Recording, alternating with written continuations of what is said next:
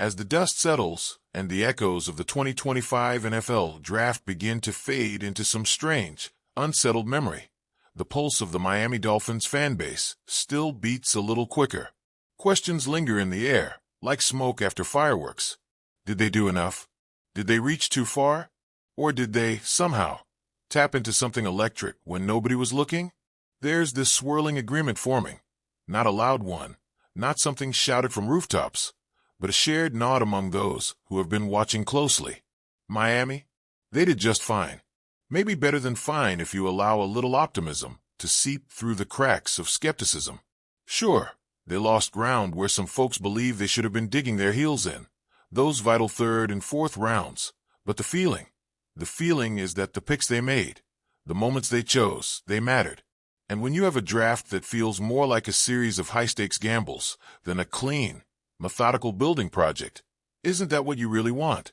There's this particular voice, Chad Reuter, a name some trust more than others, and he's not whispering. He's pointing right at Miami and saying they grabbed two of the best draft values in the entire chaotic mess of selections. Two names, two possibilities, two dreams painted across the blueprint of Miami's future. Jonas Sionia, Quinn Ewers.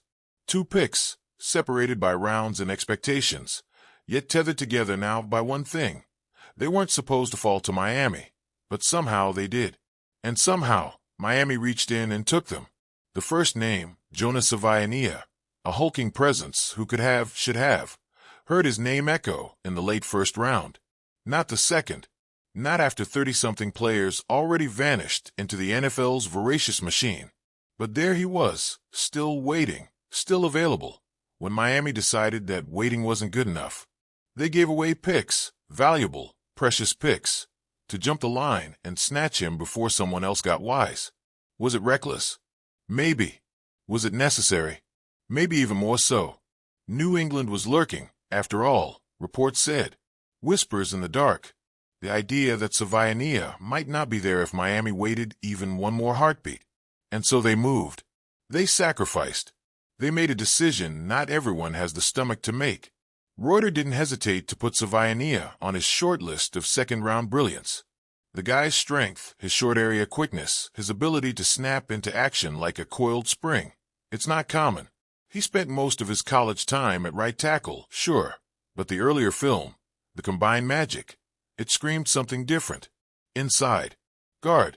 Explosive, violent, controlled. Robert Jones. Gone. Miami needed something better. Something stronger.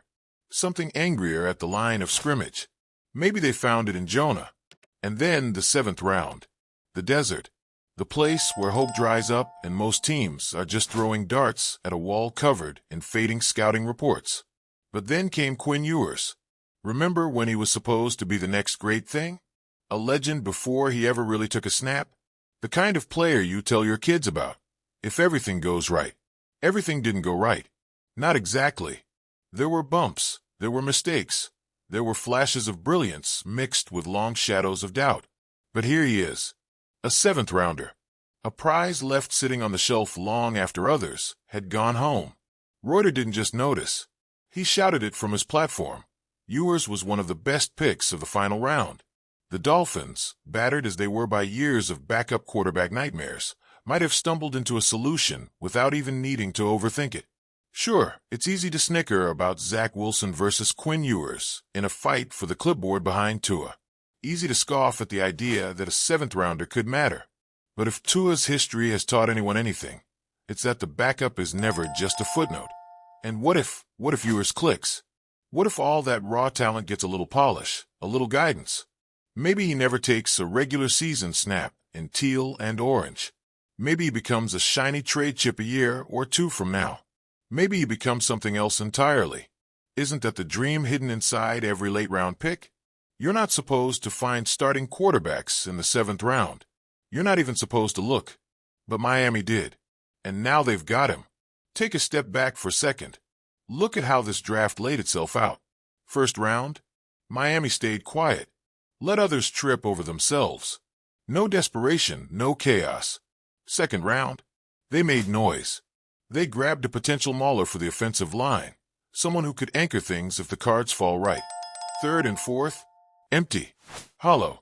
Like a band taking an intermission when the crowd is just getting warmed up. 5th, 6. Hazy.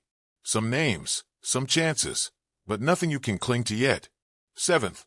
Boom. Quinn Ewers.